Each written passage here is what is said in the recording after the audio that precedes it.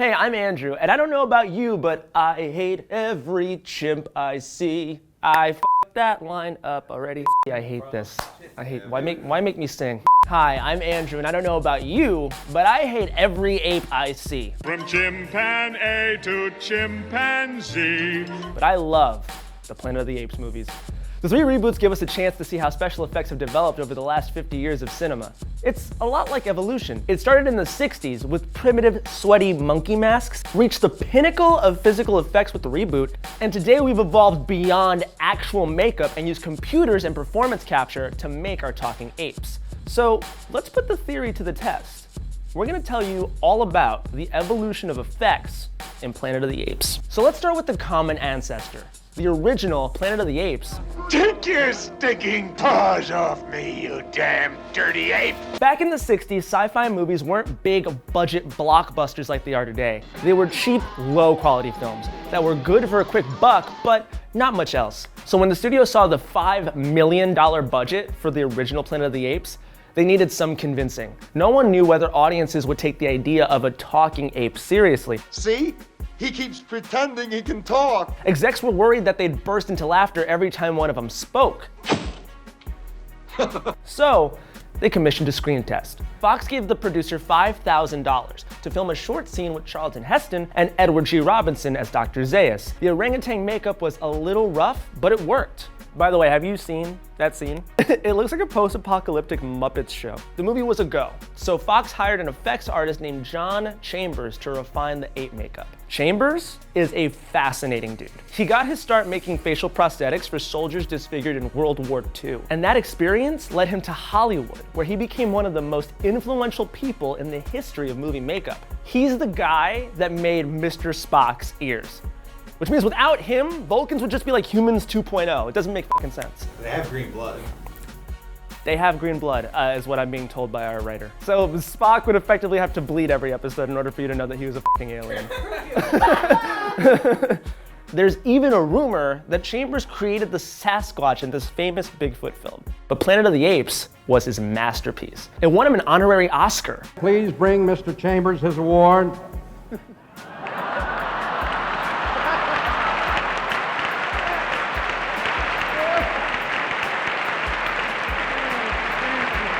But that's not even the coolest award he's ever received. There definitely aren't too many Academy Award winners who also have a medal from the CIA. Chambers designed high-tech disguise kits for their spies and helped with the rescue of captive diplomats in Iran. Remember Argo? John Goodman plays him in the movie. Anyway, Chambers wanted to find the perfect balance between human and simian features. Basically, he didn't want his apes to look like people just walking around with hair glued to their faces, but he didn't want them to seem like animals either. He began sculpting heads that looked more like Neanderthals than apes, then slowly worked backwards down the evolutionary ladder until he found the right look. Once the designs were locked, Chambers got to work on developing the makeup process. They spent almost $350,000 on makeup, the largest amount in history at the time. In those days, movie studios had pretty small makeup departments. They were basically just a few people locked away in a room. That wasn't gonna cut it for apes. Chambers taught his methods to over 80 new makeup artists. Originally, it took them 5 whole hours to apply the makeup, but by the time shooting had wrapped, they honed it down to a cool 3 hours. So at first, they wanted stuntmen and extras to play the apes. I mean, why bother casting an expensive star when they'd just be hidden under makeup, right? But Chambers' makeup was the first to actually let an actor's performance shine through. By using 3 separate appliances, a chin, a muzzle, and a forehead, the apes could talk and emote in a way that let them be real characters and not just movie monsters. If we didn't keep the appliances moving, they began to look like masks. I got very used to making them move all the time. We were doing all kinds of crazy little things with our face all the time. The emotions you can see behind Chambers' makeup is a lot like how Weta Digital uses facial capture technology to make Caesar one of the most convincing CGI creations ever. We'll get to that reboot in a little bit. But first, we've got to talk about Tim Burton's Planet of the Apes. Do we have to? Yes, it's Mark Wahlberg. Let's get this out the way first. The movie's trash. It's the most pointless remake this side of RoboCop, but I can't complain about Rick Baker's awesome makeup effects. Baker was part of the generation of makeup artists who grew up inspired by Chambers' work, and he had a reputation for being the ape guy in Hollywood. By the time Tim Burton hired him for the remake, he had done 4 ape movies, including the 1976 update of King Kong. Baker wasn't happy with how unrealistic Kong looked, and he saw the new apes as a way to atone for it. A second chance, if you will. His apes weren't quite as innovative as the originals, but they looked incredible. They're the same basic techniques, but with decades of refinement and progress. There's a natural evolution of Chambers' work in the 60s. All of the main apes have unique looks, as opposed to the 3 basic designs in the old films. And I'm still blown away by how seamlessly they transformed those huge stars into realistic primates. Except for Helena Bonham Carter. Apes shouldn't have eyebrows, you shouldn't put your girlfriend in every movie, and honestly, she looks just like the boy in Jumanji throughout the 3rd act of the film. Can we get that on the screen, please, just for a second? Baker's apes were much more animalistic than the originals. The old ones walked upright and pretty much acted like humans for the most part. But in Burton's remake, the apes run on all 4s, leaping around treetops and attacking humans with fists and feet of fury. It feels a lot more authentic than the old movies, mostly thanks to a Cirque du Soleil performer named Terry Notary. He set up an ape school on set, where he taught the main actors and over 100 extras how to behave like real primates. And then the chimps are much more wiry, they're much more...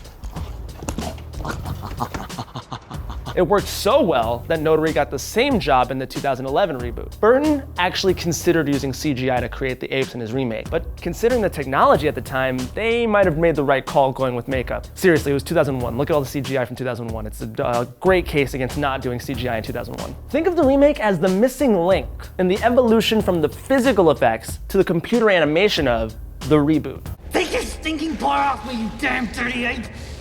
So the performance capture technology used in Rise, Dawn, and War for Planet of the Apes isn't anything new. Remember all those creepy mocap movies like The Polar Express? It's actually rooted in an old animation process called rotoscoping. Artists would trace over live-action footage to make a cartoon character move realistically. Performance capture isn't all that different. It just uses little dots all over the actor's body to record their movement and transposes them onto a computer-generated character, making for some pretty funny behind-the-scenes featurettes. Like, just look at Benedict Cumberbatch pretend to be Smog.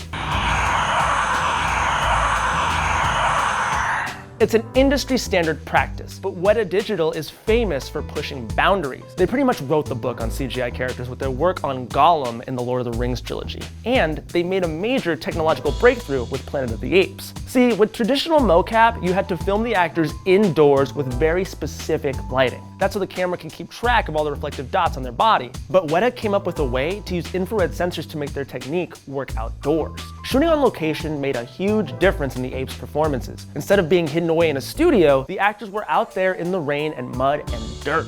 They're interacting with their human co-stars on set in real time. And with facial capture, we have the CGI performances with the same nuance and subtlety of real life. Once Weta tweaks things by hand and corrects for the differences in ape and human face structure, the results are phenomenal, especially with a great actor like Andy Serkis. His performance is so immersive that you completely forget about the illusion. Also, did he ever win an Oscar? He wasn't even nominated for an Oscar. The man's a genius. King Kong, Gollum, Caesar.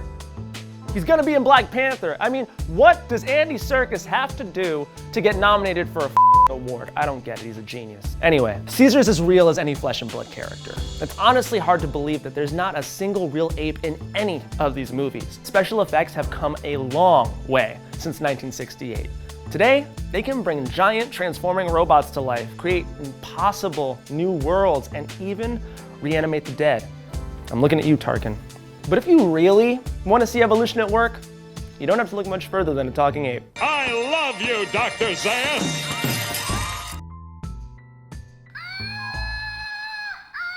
Hey guys, my name's Andrew, and that was definitely worth the fucking bit.